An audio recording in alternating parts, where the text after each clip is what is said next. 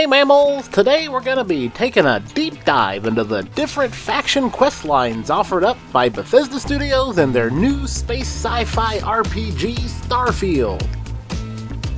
There are 5 main factions in Starfield, all with their own unique stories and quest lines.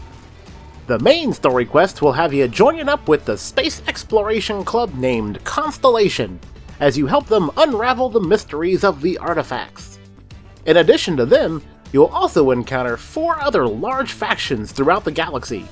These include the Dollar Store Starfleet known as the United Colonies and their Vanguard, the Cowboy Space Cops of the Freestar Collective, the Dog-Eat-Dog Corporate Executives of Ryujin Industries, and the Swashbucklers to the High Stars, the Crimson Fleet. In addition to these major factions, there's also a ton of activity quests, minor factions like the Ebside Stalker Gang in Neon or the Religious House of the Enlightened and Sanctum Universum, all this plus a variety of other activities like base building and player housing and ship building and customization. There's just so much, mammals, there really is. But for this review, we will only be looking at the 5 major factions, one of which is the main story faction, and their quest lines. As for the other groups and activities, we'll be taking a look at them in future videos. Now, before we dive into these faction quests and get to ranking them, I just want to preface this by saying these are my own personal views, and the rankings shown in this video are just for fun. If you agree or disagree with the list, let me know down in the comments what you think, and what other games you'd like to see featured on the channel.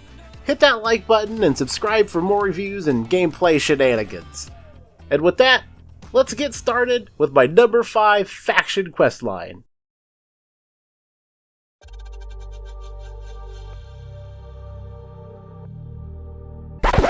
This is a hot takes video. No, hang on. I have my reasons, let me explain. Now, in the dog-eat-dog world of mega corporations, there is no room for fear, weakness, or second guesses. It's all about getting the job done and doing whatever it takes to edge out the competition. Now, the Ryujin Industries questline was just a missed opportunity for me. Starting off with a simple coffee run, you are quickly moved up the ranks as you delve into the seedy underworld of corporate espionage and sabotage. I got hooked as I was sent off to accomplish more and more questionable tasks from my corporate overlords. It was a refreshing take compared to the other factions and a really unique experience. The problem is, this questline is severely held back by Starfield's stealth system. It just feels like it's really ambiguous as to when you're hidden and detected, and without putting all your points into being a sneaky boy or taking off your gear and emptying your bags and going in without a companion, many of the more exciting aspects of being a stealthy player just felt diminished and ultimately soured one of the key elements of the questline for me. The real reason to join Ryujin Industries lies in the quest rewards, particularly the Neuralink device, which unlocks the manipulation skill for your character, regardless of how many points you spent in the tree. Now, I haven't really used manipulation too much, it's a bit quirky, but this perk will carry over into your new Game Plus, once you complete the questline for our number 4 faction.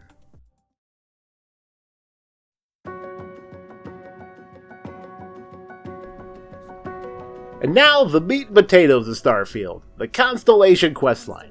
This is our main story quest for the game, and following through their questline will open and unlock the overall game for you while introducing you to pretty much all of the game mechanics and the other factions. After you discover the mysterious artifact while on your new job as a space miner, you're quickly discovered by Barrett, a key member of Constellation, and one of the only other people who have touched the artifacts and seen their vision.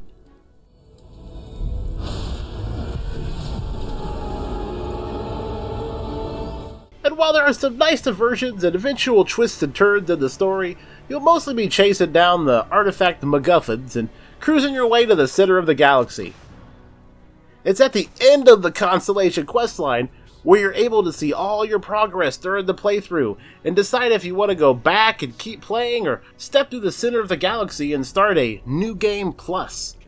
Although you leave this universe behind, a new universe awaits you. Who will you be in this one? choices will you make? which turns you into a starborn and sends you into an alternate reality. I think this is a great addition to the start over and play again that a lot of games use to extend their gameplay life. You'll essentially be starting a fresh game with your same character. You keep your levels and your skill points and powers, and you even get to keep the frontier of the ship. Even if you sold the frontier off during your playthrough, you'll get it back. But, in addition to that, you'll also be a starborn. You wake up on your new starborn guardian ship, outfitted in only the finest starborn drip, and the choice is once again yours. Go off and explore, or just go right back to the lodge and meet your Constellation companions again for the first time. It's highly worth the effort, even just for the ship and suit. But if you're looking for a nice ship without having to complete the game first, then you should definitely check out my number 3 faction questline.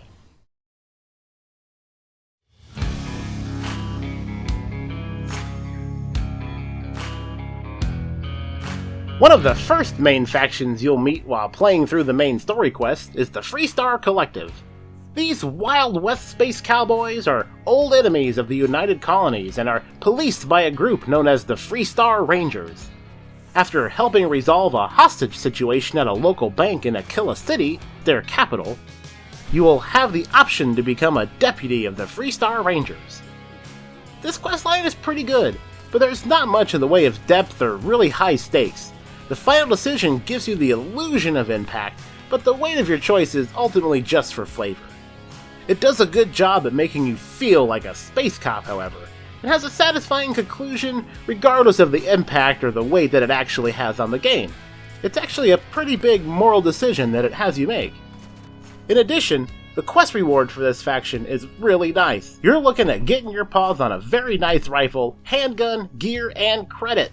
But the juiciest treat is the keys to the Star Eagle, a very well-rounded ship, good for combat and exploration. It is very brown though.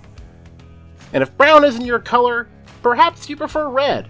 And if that's the case, you should move on to the number 2 faction questline.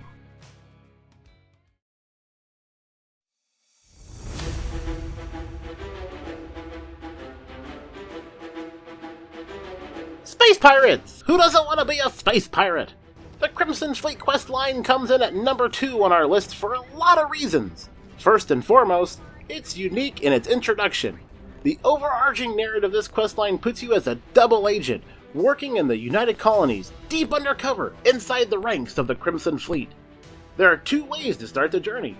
One, you simply join the UC Vanguard, and early along in their questline, you'll be given a choice to continue that, or go off and join the Crimson Fleet undercover. Or, you can get caught breaking the law inside of United Colonies territory. Well, you'll be recruited as a double agent for your unique abilities. Regardless of how you get there, the fact remains that you are now a space pirate, and SysDef undercover agent. And this comes with its own advantages and disadvantages. The primary advantage is free access to Crimson Fleet space, along with their mission terminals. This provides you with special pirate-focused missions for you to live out the daring life of the Space Buccaneer. And while you're a member of the Crimson Fleet, you'll also have access to the Key, the Crimson Fleet space station, which was once a United Colonies orbital prison. Here, you will get access to merchants, the Crimson Fleet spaceport, and other amenities. But eventually, you will have to choose your allegiance, to either the Fleet or SysDef, and this choice will have some impact on the rest of your game. If you decide to stay loyal to SysDef and take down the pirate scum, you will join a huge battle where you attack the Key and take out its 3 defensive batteries so that your fleet can complete the assault. You will then be able to board the Key and fight your way to Delgado and end the reign of the Crimson Fleet once and for now. However, you will lose access to the Crimson Fleet missions and vendors, and you will sort of be a dirty rat snitch for helping the Popo. If you decide to betray SysDef and stay loyal to Delgado and the Crimson Fleet, you will lose access to the Vigilance, as instead of attacking the Key, you will be defending it, and eventually must board the Vigilance itself and kill Commander Akande. My main issues with this questline, and really the reason it doesn't take the number 1 spot, is the severe lack of consequences for joining the fleet. If you decide to stay with the fleet, This means that you would have killed one of UC's top-ranking commanders in one of its major flagships, in addition to aiding and abetting one of the galaxy's greatest enemies. But you're still welcome in New Atlantis, and you can even go join the UC Vanguard. The only notable consequence would be most of your companions are kinda mad at you for helping pirates. I feel like this was a missed opportunity to really change the dynamic of the game and add a layer of thrill to becoming a Crimson Fleet member. But for me, this didn't take away that much from the actual questline itself. I like the story, the pacing, and the feel of it. It is a solid faction questline that you should most definitely try out. But perhaps the pirate life isn't for you, and the thought of being a dirty rat snitch doesn't tickle your fancy. Then I would highly recommend checking out our number 1 faction questline.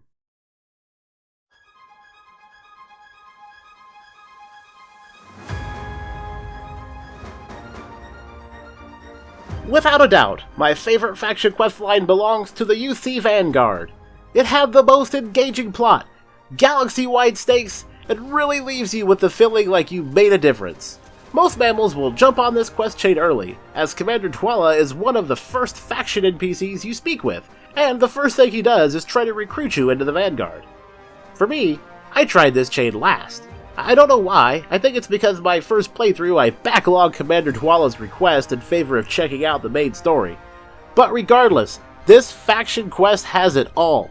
From exploration to full-on action at the highest level. Unraveling the mystery of the Terramorphs really sends you on a journey that quickly moves you up the ranks in the United Colonies and establishes you as a legitimate hero in the galaxy. It gives you more than just one large-scale decision to make, with game-changing results. It even introduces you to characters paying homage to the likes of Hannibal Lecter. This quest chain was extremely satisfying. It takes first place for me with a huge lead.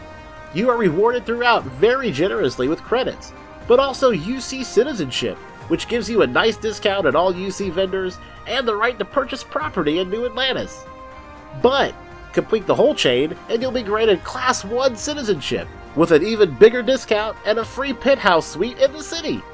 It is the top faction questline by far, and I look forward to future playthroughs and taking a look at some of the other major paths I could have taken.